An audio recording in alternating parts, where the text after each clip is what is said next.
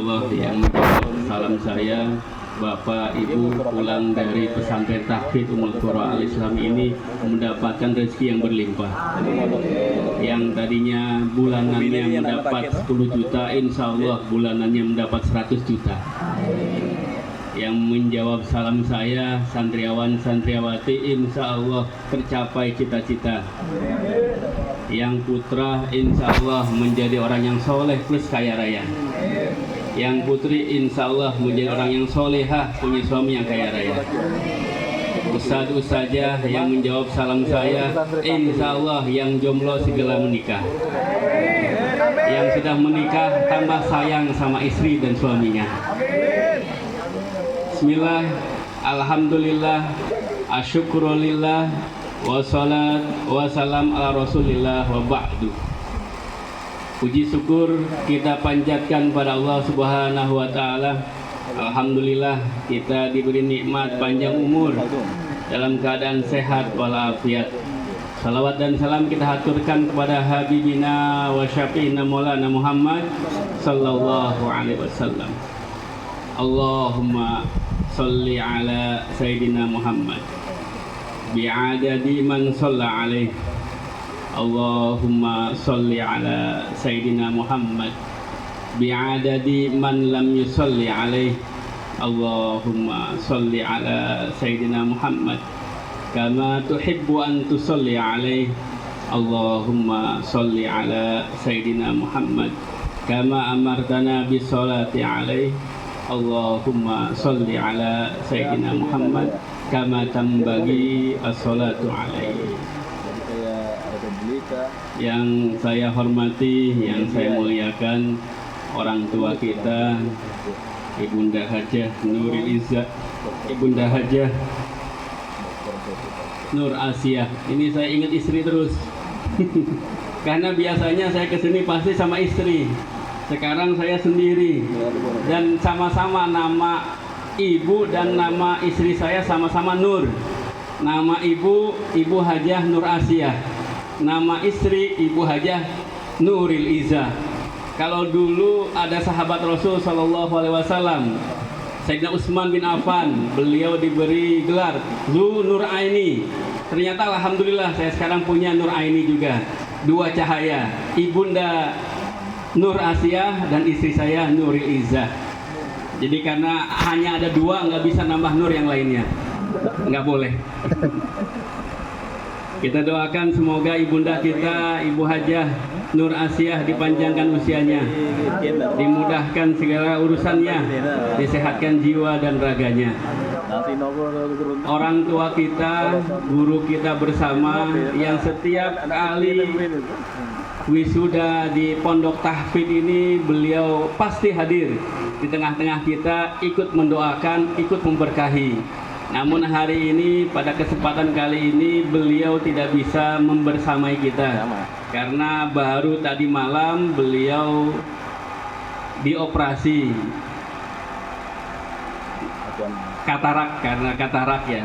Nah, mohon doa semoga beliau segera disembuhkan oleh Allah Subhanahu wa Ta'ala, disehatkan jiwa dan raganya, dan dipanjangkan usianya. Akhinal Karim, adik saya ini Kiai Rahmat Hidayat MPD, alhamdulillah mempunyai gelar baru MPD. Ya, MPD-nya ini fresh ya. Sebelumnya masih SPD, alhamdulillah sekarang sudah MPD. Insya Allah segera nanti melanjutkan ke S3-nya biar imbang dengan Dr. Abrar, sama-sama S3-nya.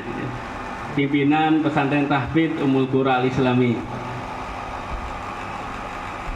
Para guru, para masyayikh, terutama narasumber kita yang pada hari ini hadir di tengah-tengah kita dari Kementerian Pemuda dan Olahraga. Insya Allah beliau akan memberikan tausiah nanti nasihat untuk wisudawan dan wisudawati. Beliau Bapak Dr. Haji Mustadin Tanggola MSI.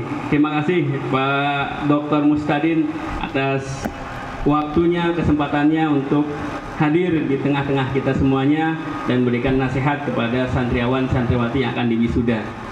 Bapak Camat yang hari ini diwakili, Bapak Kapolsek mungkin ada, Pak Bandramil mungkin ada, atau yang mewakili, yang insya Allah semuanya dirahmati Allah Subhanahu wa Ta'ala. Demikian juga dari desa, kepala desa atau yang mewakili, Bapak Ibu Wali Wisudawan Wisudawati yang berbahagia, yang dirahmati Allah Subhanahu wa Ta'ala, para pejuang selama 3 tahun ini membiayai sekolah putra-putrinya. Alhamdulillah sekarang putra-putrinya sudah akan diwisuda. Semoga Bapak Ibu senantiasa diberkahi rizkinya, sehingga bisa memberi kembali biaya studi kepada putra-putrinya untuk ke S1, S2, bahkan sampai ke S3 insya Allah. Wisudawan wisudawati yang dirahmati Allah Subhanahu wa Ta'ala, para calon pemimpin bangsa di masa yang akan datang, tadi khairukum man ta'allamal Qur'an wa 'allamahu. Maka kita ini sedang berhadapan dengan makhluk-makhluk Allah yang terbaik, yaitu para hafidul Quran. Tadi kalau kata Pak Ustadz penceramah apa dari wali santri tadi, the guardian of Quran, masya Allah, luar biasa ya, hafidul Quran. Kami diberi amanah, ini sekaligus pernyataan saya terakhir untuk wisudawan ke angkatan 3 ya. Angkatan 1 saya yang ngasih tausiah terakhir khutbatul wada. Wisudawan kedua demikian, ketiga demikian. Insya Allah nanti wisudawan yang keempat Kiai Rahmat langsung.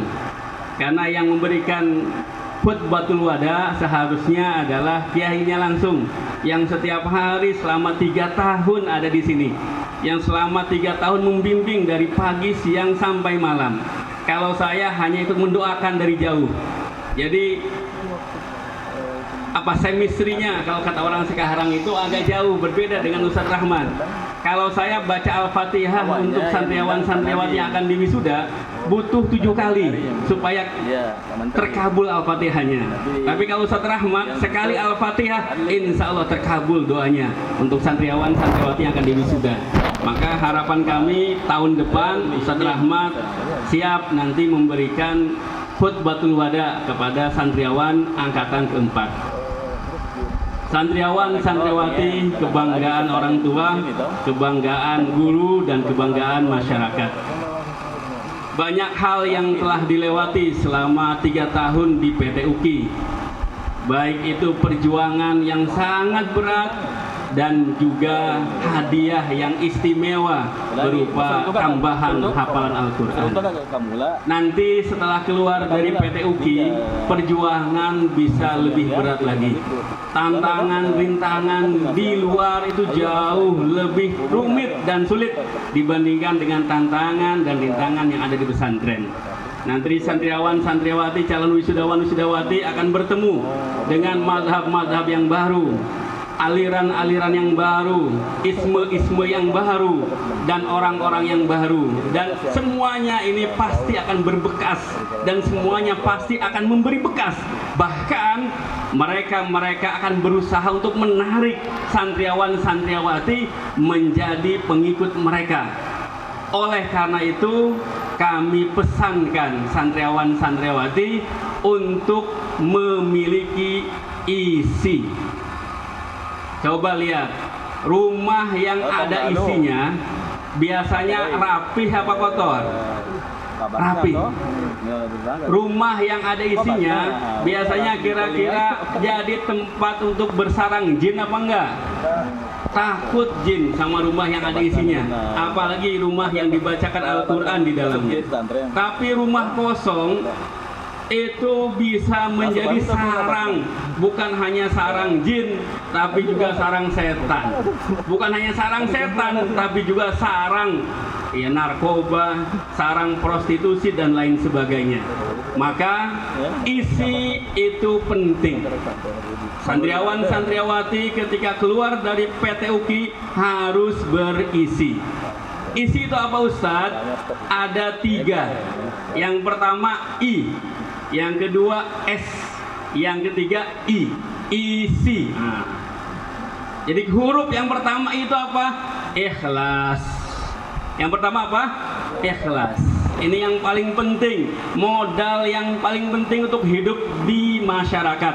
Di tengah masyarakat kita nggak akan dilihat dari mana asalnya, siapa yang membawanya, tapi akan dilihat hati kita, akan dilihat isi hati kita. Ya. Jadi kalau kita memulai dengan ikhlas, insya Allah semuanya menjadi mudah. Al-amalu jismun, ruhuhu al-ikhlas. Al-amal perbuatan itu jismun, jisim, badan, fisik. Waruhuhu dan ruhnya itu adalah ikhlas.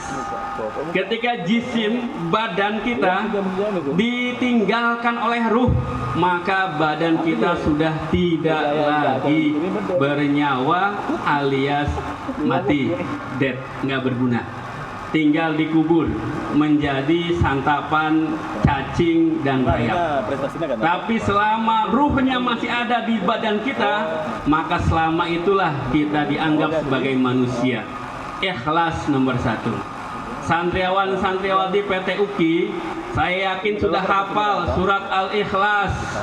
Mari bersama-sama kita ulangi membaca surat Al-Ikhlas. Boleh asatidz saja ikut serta, dan saya yakin ibu bapak semuanya hafidh, penghafal surat Al-Ikhlas. Hafal Bu? Hafal Pak? Nah, kalau putra putrinya ini hafal 30 juz, kalau kita sama saya juga. Saya hafidh, penghafal surat Al-Ikhlas. Makanya saya membawakan surat Al-Ikhlas di sini. Kalau judulnya Al-Baqarah repot saya. Enggak hafal Pak Dokter. Jadi Al-Ikhlas yang paling mudah. Mari bersama-sama. Ta'awuz dulu.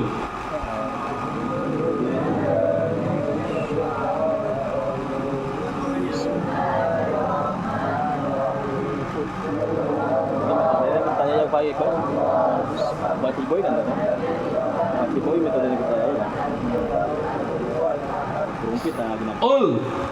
Huwallahu ahad. Allahus samad. Lam yalid walam yulad walam yakun lahu kufuwan ahad. Mana kata ikhlasnya? Mana kalimat ikhlasnya dalam surat yang disebut sebagai surat Al-Ikhlas? Ada apa enggak? Surat Al-Baqarah yang panjangnya luar biasa, di dalam surat tersebut ada cerita Al-Baqarah, cerita sapi betina di zaman Nabi Musa alaihissalam. Surat Ali Imran yang panjang juga ada kisahnya, keluarga besar Imran. Ali Imran, keluarga besar Imran diceritakan dalam surat tersebut. Surat Al-Maidah juga sama. Nabi Isa berdoa, Allahumma anzil alaina ma'idatan minas sama, takunu lana 'aidan li'awwalina wa akhirina wa ayatan minka. Tapi Al-Ikhlas kita cek dari ayat yang pertama sampai ayat yang terakhir tidak ada tertulis Al-Ikhlas. Kenapa demikian? Karena ikhlas itu melepas. Karena ikhlas itu melupakan. Karena ikhlas itu gak pernah mengungkit-ungkit. Kalau ikhlas maka semuanya qul wallahu ahad. Apapun yang kita terima, apapun yang kita lakukan, apapun yang kita miliki, qul wallahu ahad. Minallah, dari Allah. Inna lillahi wa inna ilaihi rajiun. Semuanya minallah, dari Allah, gak ada yang punya kita. Ketika kita ikhlas lillahi ta'ala, maka insya Allah berhasilnya kita, alhamdulillah, syukur sama Allah. Kalau kita ikhlas, kita berbuat beramal, gagalnya kita, insya Allah kita sabar, tawakal kepada Allah. Ini kunci yang pertama. Santriawan santriawati PT UKI angkatan ketiga, ketika keluar dari pesantren, bertemu dengan masyarakat, nanti berbuat di tengah-tengah masyarakat, maka satu hal yang paling penting, harus menjadi orang yang ikhlas. Kira-kira amalan apa yang paling utama bagi alumni PT UKI? Suatu hari, Allahumma gfirlah Kiai Haji Imam Jarkasi Trimurti pendiri Gontor, di tahun 70-an. Sekarang Pak Kamal kan Ada seorang wartawan dari Jakarta datang sengaja ke Gontor di Jawa Timur, di Ponorogo, ingin mewawancarai beliau.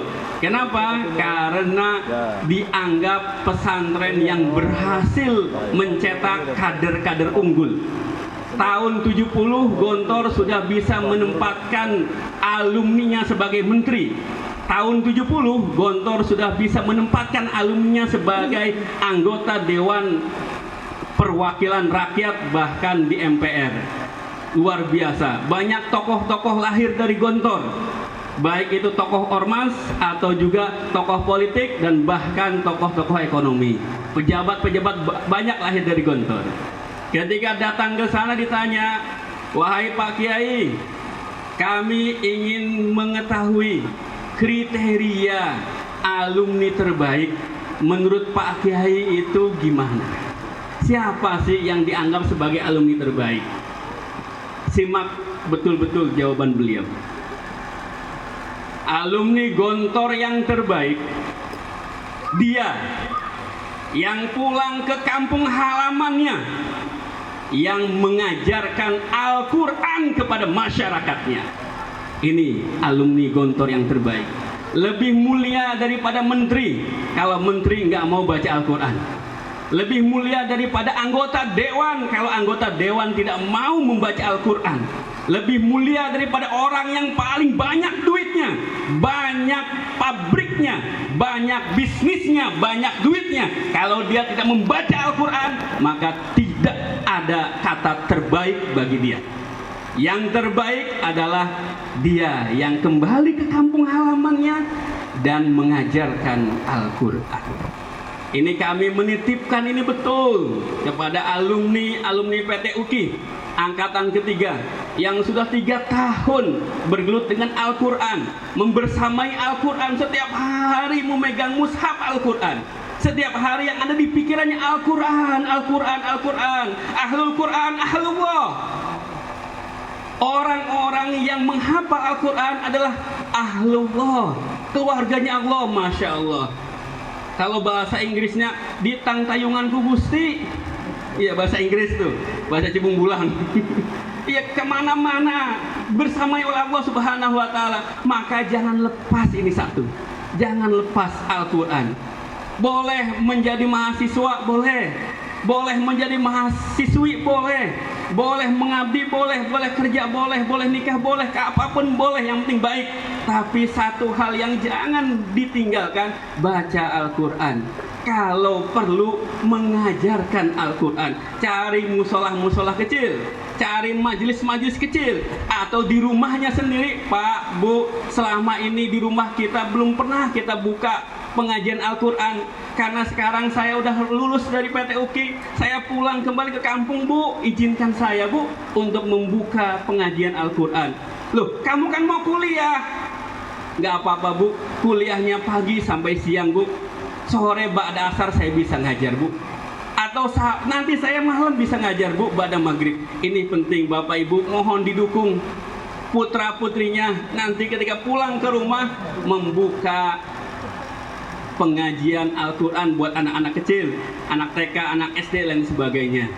Sekarang TPA, TPQ sudah banyak, biarlah TPK, TPQ dikelola secara profesional. Ini kita kelola secara tradisional di rumah-rumah. Ruhuhu al-ikhlas. Orientasinya akhirat, gak usah bayaran. Yang penting kita mengajar Al-Quran. Yang pertama, isi. Apa santriwati? Isi yang pertama apa? Ikhlas. Santri putra, isi yang pertama apa? Ikhlas. Yang kedua, S. Setelah ikhlas beramal, berbuat hanya karena Allah, mengharapkan ridho Allah, maka yang kedua harus sabar. Harus apa? Sabar.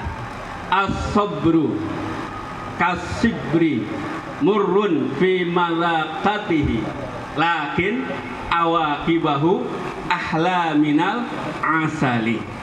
Sabar itu berat, pahit. Jadi orang yang sabar itu susah. Tapi insya Allah berkat kesabaran, insya Allah kita akan mendapatkan hasil yang lebih manis daripada madu. Santriawan-santriawati sudah mengalami ini selama 3 tahun. Kira-kira di pesantren itu enak apa enggak?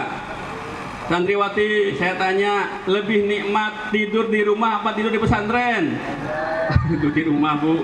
Iya. Santri putra, lebih nikmat makan di rumah apa di pesantren? Wah, coba. Ada yang di pesantren, wah luar biasa. Jadi masakannya bagus. Ya, masakan PT UKI limat-limat enak-enak berarti. Ini luar biasa perjuangan, Bu, Pak. Selama di pesantren 3 tahun itu luar biasa fasilitasnya. Ya Allah, kita ngelihat PT UKI ini fasilitasnya masih kurang. Ini kurang, itu kurang, kamar mandinya, masya Allah. Saya aja nggak berani, Bu, Pak, masuk ke kamar mandi.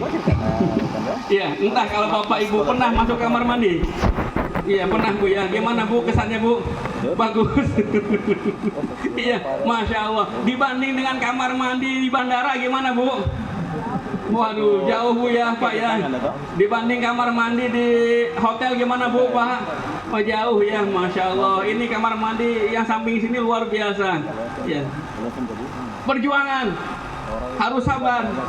Tapi ingat, as-sabru yu'inu ala kulli amalin. Sabar itu bisa membantu kita apapun perbuatan kita. Kalau sabar, insya Allah kita pasti berhasil, ya.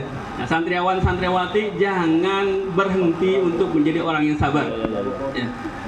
Jangan berhenti untuk menjadi orang yang sabar. Nanti keluar dari PT UKI, tantangannya berat. Yang perempuan nanti digoda sama laki-laki. Cie-cie yang baru lulus. Nah, yang putri juga, yang putra juga sama, digoda sama yang perempuan. Waduh, ini yang ganteng-ganteng hafid, masya Allah, tabarakallah. Like, comment, and subscribe. Ini luar biasa tantangannya, Bu, Pak. Tantangannya berat, sangat-sangat berat. Kalau nggak sabar, nyebur. Kalau nggak sabar, nyebur. Maka harus sabar. Ya, harus sabar, semuanya harus sabar. Yang putra, dari sekarang niat, ya, nawa itu gitu bilang. Nawa itu, saya niat nikah setelah S2. Nah, itu baru top itu. Gimana Ibu Bapak setuju? Iya, jangan baru semester 1 udah mau ngelamar. Anak orang mau dikasih makan apa? Iya, cinta, nggak ditelan cinta itu. Yang nggak ada rasanya, betul, nggak enak.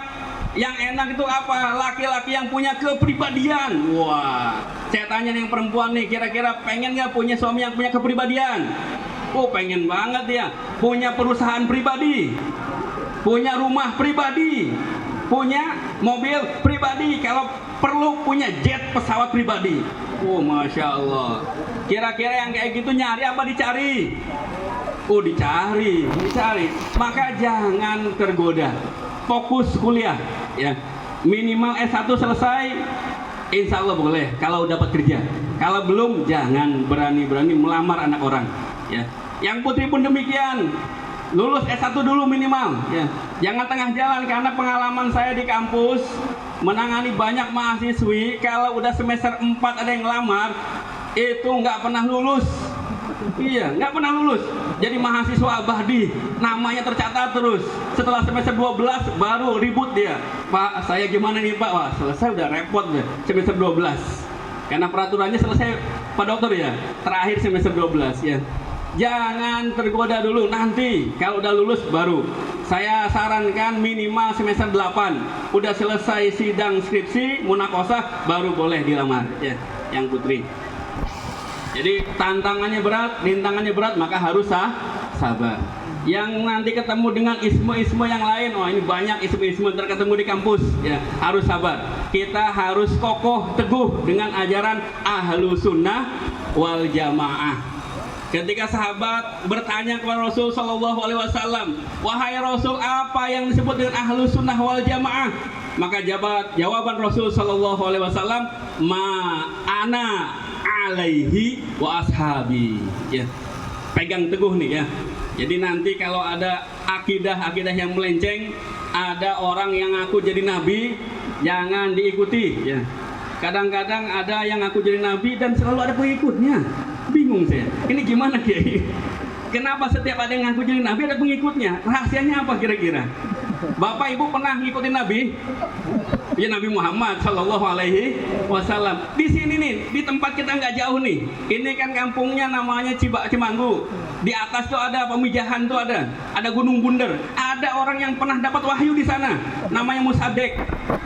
Namanya siapa? Iya Musadek. Nabi Musadek dapat wahyu di sana. Dan ada pengikutnya. Ini bingung. Ya. Banyak lagi tuh, banyak lagi pengikutnya. Masya Allah. Dulu ada perempuan ngaku jadi Jibril, namanya Lia. Eden apa Edan? Ya kalau ngaku Jibril bukan Eden ya, tapi Edan ngaku Jibril. Innalillahi wa inna ilaihi raji'un. Banyak yang kayak gini nih ya. Ajaran-ajaran sesat banyak ya. Akidah-akidah yang menyimpang banyak. Jangan ikut-ikutan, sabar. Dengan akidah ahlu sunnah wal jamaah. Terakhir yang paling penting, isi. Yang pertama apa tadi? Ikhlas. Yang kedua apa? Yang ketiga yang paling penting, ini kuncinya nih, kuncinya. Apa? Istiqomah. Ulangi. Apa yang kuncinya? Ulangi. Istiqomah. Sabar kalau sekali, yang berikutnya nggak sabar, nggak ada nilainya. Ikhlas kalau sekali, berikutnya nggak ikhlas, nggak ada nilainya. Tapi kalau istiqomah terus-terusan dalam koridor sabar dan ikhlas, insya Allah sukses dunia dan sukses akhirat ya. Al istiqomah khairun min alfi karamah. Istiqomah jauh lebih bagus daripada karomah, meskipun ada 1000 karomahnya. Kenapa? Karena istiqomah itu sulit. Istiqomah itu sulit. Bangun jam 2:30 apa jam 3 di sini atau jam 3:30? Nah, saya tanya ibu bapak, ini selama 3 tahun di pesantren tahfidz Ummul Qura Al Islami, putra putri kami semuanya, kita semuanya ini dibangunkan jam berapa? Jam 3. Iya bener ya. Langsung bangun apa enggak? Enggak. Bangunnya jam berapa? Jam 4, jam 3:30, alhamdulillah masih dapat tahajudnya. Pertanyaan kami, di rumah gimana bangunnya Bapak Ibu? Nah ini nih penting nih Bapak Ibu, gimana? Istiqomah itu kayak gitu tuh. Istiqomah itu bukan hanya di sini, tapi di sana juga. Bukan hanya sekarang, tapi nanti juga. Terus menerus, konsistensi yang paling penting. Kenapa Lionel Messi dianggap sebagai goat? Nah itu. Saya nulis buku khusus ya, banyak buku yang saya tulis, tapi buku yang paling saya senang itu ketika saya nulis buku tentang Lionel Messi. Saya penggemar sepak bola dan saya penggemar Lionel Messi karena dalam sejarah belum ada manusia yang sehebat itu tuh, nyetak gol dan bikin assist, luar biasa pokoknya Lionel Messi. Kenapa disebut goat, greatest of all time? Kenapa? Karena istiqomah. Ada pemain yang hari ini nyetak gol, besok blunder. Ada pemain yang hari ini nyetak 3 gol, tapi setelah sebulan gak pernah nyetak gol lagi. Itu namanya gak istiqomah, namanya mediocre. Mediocre kayak gini, naik, turun, nyungsep, gak ketemu lagi. Tapi kalau kuat, greatest of all time, yang terbaik sepanjang sejarah, istiqomah. Terus, istiqomah ya. Penting dalam hidup ini kita istiqomah. Kalau dia seorang pencetak gol, nyetak gol terus. Ini Lionel Messi contohnya. Hafidz Al-Quran harus istiqomah. Ya, insya Allah ini Ustadz Zulfikar ini. Saya kenal sama Ustadz Zulfikar dari beliau semasa menjadi santri. Di Ummul Qura tahun berapa Ustaz? 2014 lulus. Tapi masuknya 2011. Nah, 2011. Dari 2011 beliau masuk ke Ummul Qura Pusat, sudah senang dengan Al-Quran. Senang kalau ada acara-acara yang kiroah. Masya Allah, sampai sekarang 2011, sekarang 2000 berapa? 13 tahun beliau masih membersamai Al-Quran. Ini yang disebut sebagai istiqomah ya. Jangan jadi orang yang gak jelas. Hari Senin jualan pulsa, hari Selasa jualan galon, hari Rabu jualan rokok, iya, hari Kamis jualan apa lagi? Baju. Bingung orang, pusing orang. Ini yang dijual apa kira-kira?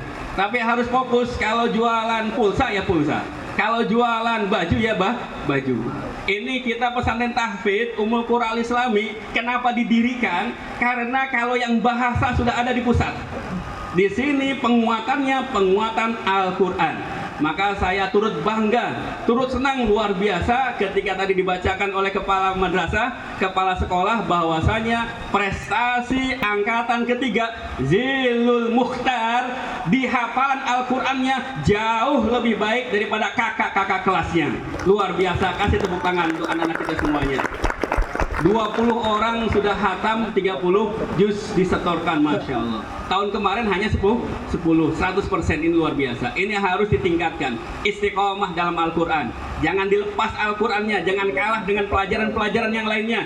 Kalau pondok bahasa ada di tempat lain, kalau di sini pondok Al-Quran, maka yang dikuatkan adalah Al-Qurannya. Demikian, terima kasih. Mohon maaf apabila ada hal-hal yang kurang berkenan, dan kita doakan bersama semoga wisudawan wisudawati tahun ini Zilul Mukhtar ini menjadi putra putri yang membanggakan kedua orang tua. Allahumma ij'alhum wa hunna minas solihin solihat, waj'alhum wa hunna minan nafi'in nafi'at, waj'alhum wa hunna minal muti'in muti'at laka ya Allah, wa rasulika wa li abaihim wa ummahatihim wa li asatid wa usadatihim. Al-Fatihah.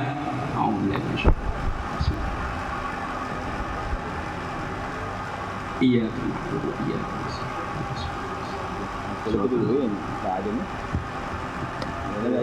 Amin amin ya rabbal alamin. Wallahu muwaffiq ila aqwamit thoriq wal afu minkum. Wassalamualaikum warahmatullahi wabarakatuh.